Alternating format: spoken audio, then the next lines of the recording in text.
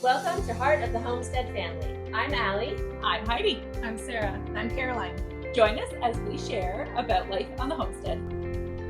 Okay, if you're not in the garden right now or don't have a lot to do in there, there's so much to find that is edible out in the forest, out in the grass and the pastures. Everywhere there is things that can be harvested right now to eat or to use medicinally. Yeah. So that's what we're going to talk about today, is what you can be harvesting / foraging right now in southwestern Ontario. Yeah. So what are you guys harvesting?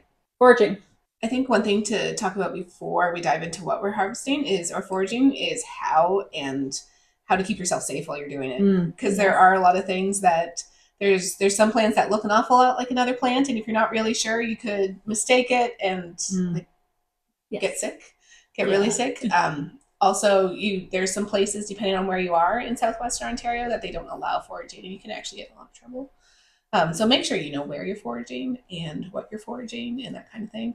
But then, by all means, have fun. It's great. I love doing it. But yeah, those are always... There's some great classes out there, too, where you can learn and you can go with somebody and forage, and they can show you some of the identifying features that things have to tell you that it's poisonous or not poisonous. Yeah. So like, don't touch this, but you can touch this. That's yes. fine. Yeah. Those are important things to know. And then what about the rules of foraging? Like, you should leave so much behind for next year. Like, I don't know. General rule of thumb is take what you'll use, never more than 30% of the plant. So if you take more than 30, unless it's super invasive, then by all means take it all. Right. But normally no more than 30, so it can reproduce and regenerate itself. But now what if you go and take 30 and then I go the next day and I take 30 and then you go? So are you also expected to understand that, someone's already been here, I see some has been cut?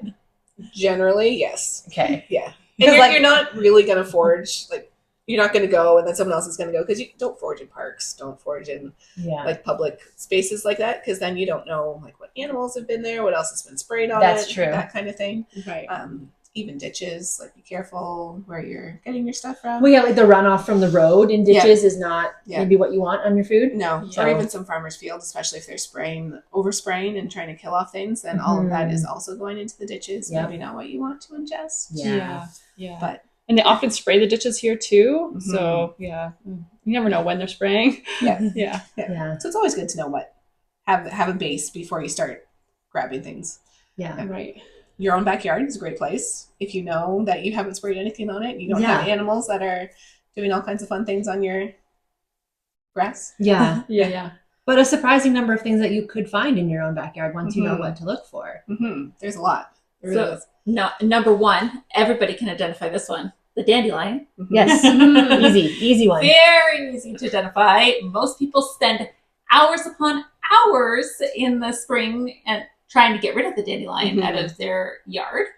But we know that there's benefits to the dandelion. Yeah, all parts of it are edible. Yeah, right to the root, to the leaves. Yeah. Leaves for salads. Yep. And the root, how do you guys create with the root? You can roast it. So you dig it up, you get the whole thing out, you wash it, you roast it, and then you grind it up, or you can use it like a tea or like a coffee substitute. Yeah. It's pretty good. I've never done the roasting, but I have heard that.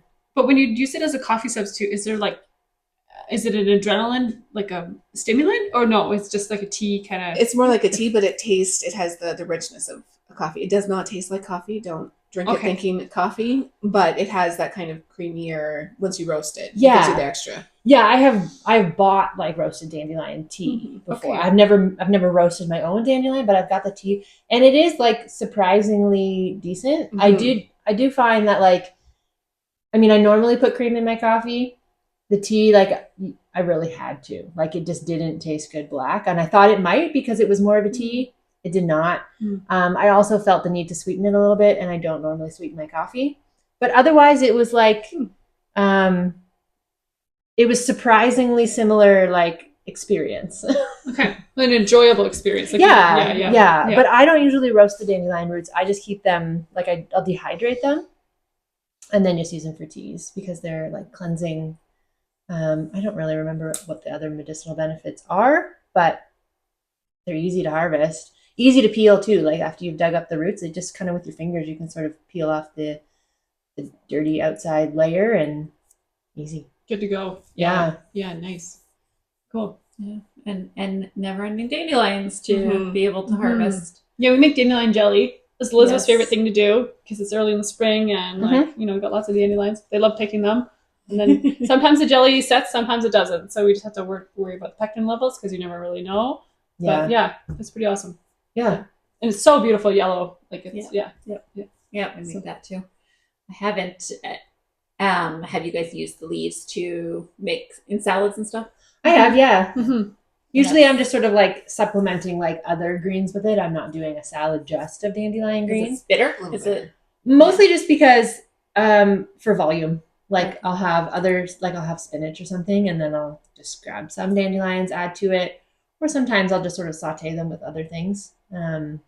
If I'm just, you know, got something like that going on, just throw them in. Why not? Yeah, we eat them mainly accidentally, the leaves. I mean, if I'll be cutting lettuce, like, you know, for like market, and if there's a dandelion leaf in it, I'll just won't pull it out. Like I just cut it because it's edible. Why not? And same with the chickweed, and then like whatever else is edible that's growing in the lettuce, I just cut it and leave it. And most of my clients are excited because they're like, "Oh, there's a dandelion in here! Wow, Sarah! Like you must be." And I'm like, "No, Thank you. yeah, that's right. Thank you." As if you've gone to like some special effort for them. That's right. Yeah. This variety. But meanwhile, it's just, and I know there's benefits, so why not leave it, right? Exactly. And the fiddleheads are starting to appear. Mhm. Yeah. So before it turns to a fern, Yes. it's that nice tight round plant. You can fry those up.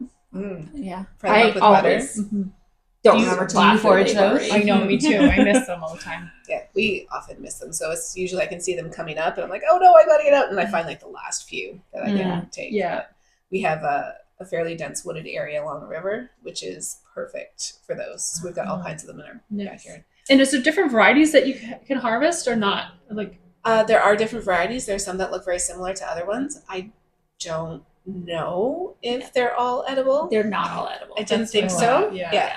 Not like the ones that you get from the garden center and put in Yeah. your. Oh, like yeah, my no. Boston fern? No. No, it's is it the ostrich fern? Is that what it turns into? I don't remember what but the fiddlehead. It has little papers that are. It's Very the only one specific. that looks like fiddlehead when it comes up. And that's the one you can eat. Yes. Okay. All right. Yeah, because I have another fern. It's a ornamental fern, but it's like I can't even remember the name, but it's like white and purple. It's a really beautiful fern, but I'm assuming it's not edible. Like I don't know. So some ferns don't make the fiddlehead.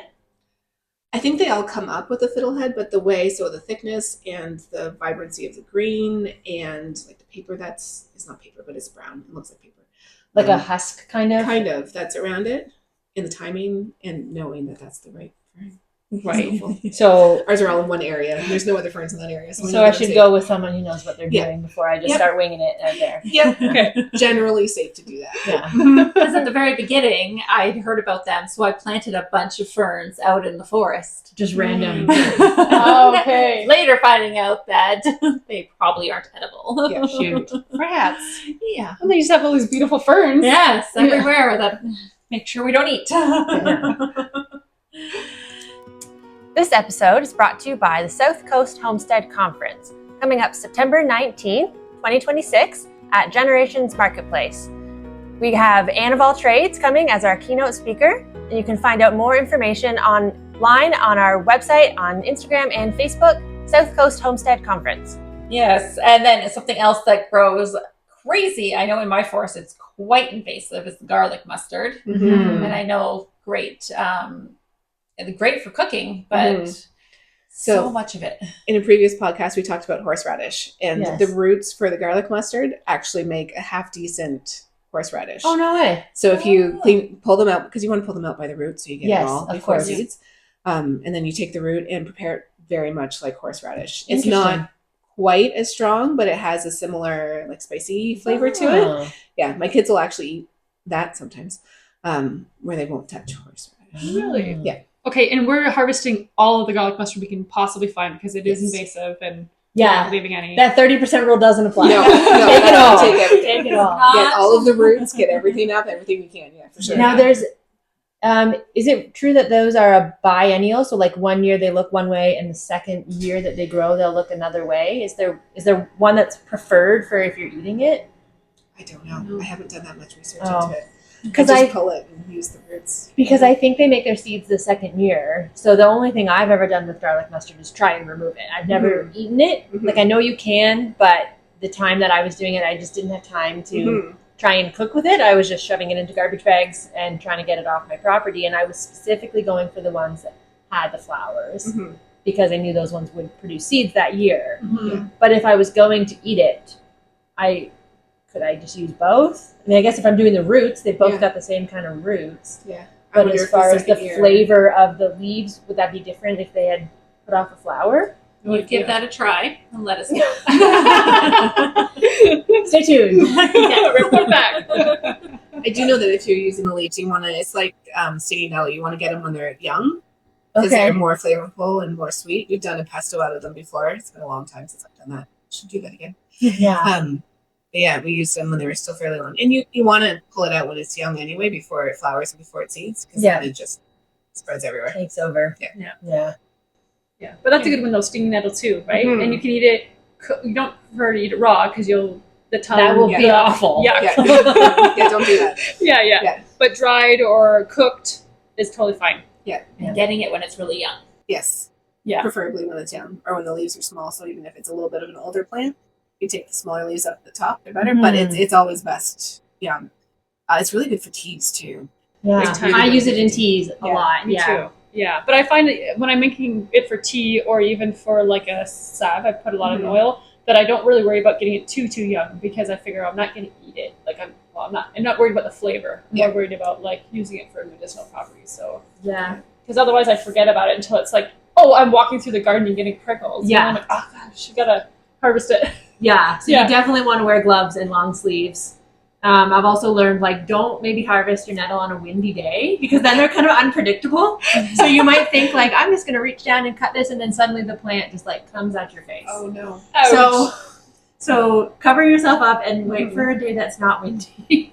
That's good. That's a good point. Yeah. Yeah, I think I might have shared with Heidi on a previous podcast one year. The cows were out and they were down at the river, and we had to go get them. But the only way to get to them was to get through like shoulder high stinging nettle, and we were in shorts. Oh man. It was terrible. But the river, as soon as you got in the river, it just melted all the Yeah. pain. So.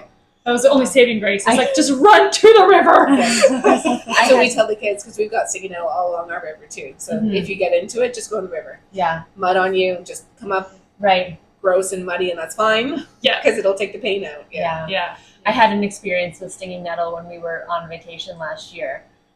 There were sheep, and I was very excited to go and see the sheep, so I ran barefooted across a field right through some stinging nettle.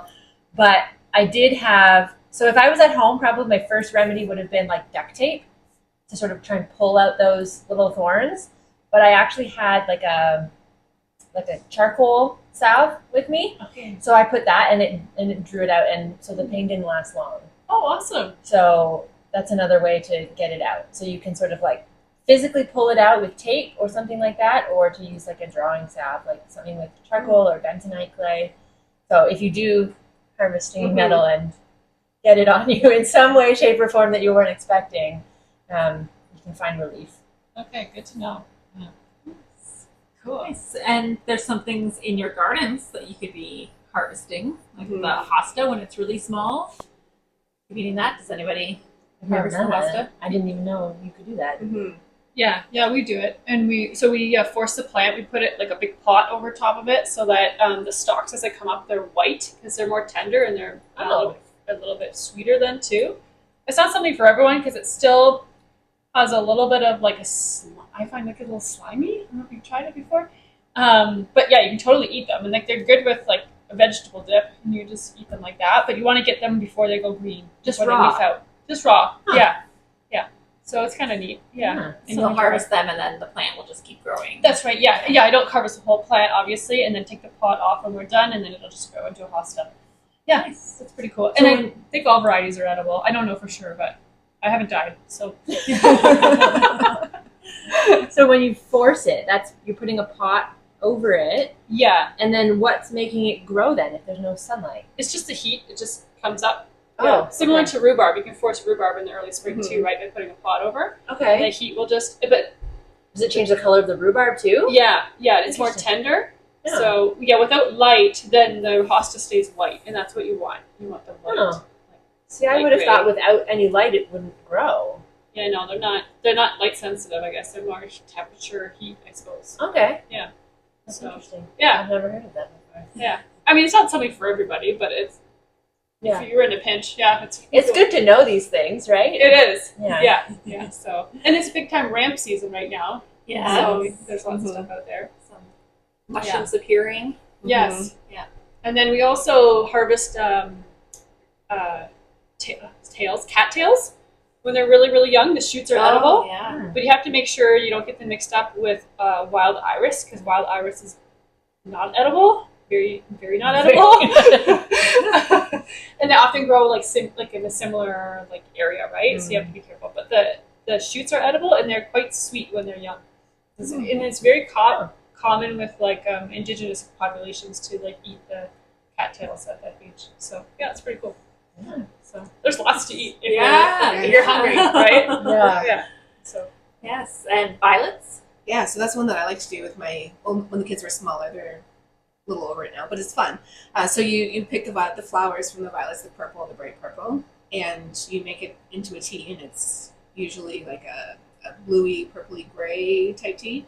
And then if you add just a tiny bit of lemon juice into it, it changes color, it changes pink.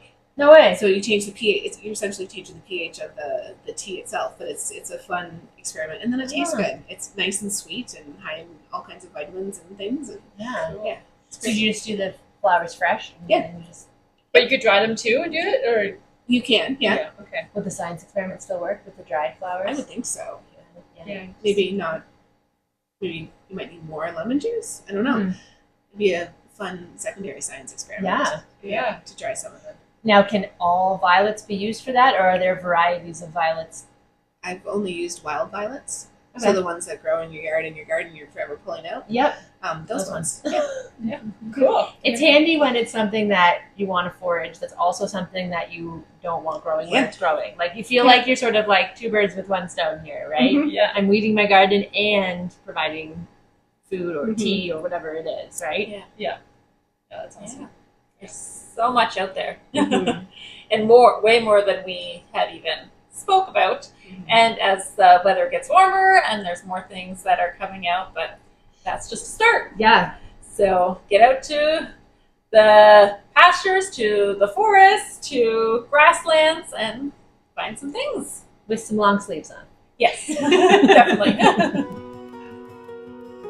For more information about the podcast today, visit us at heartofthehomesteadfamily.ca. You can also check us out on Facebook and Instagram. Plus, send us an email with your questions and comments. Enjoy filling your hearts and your jars.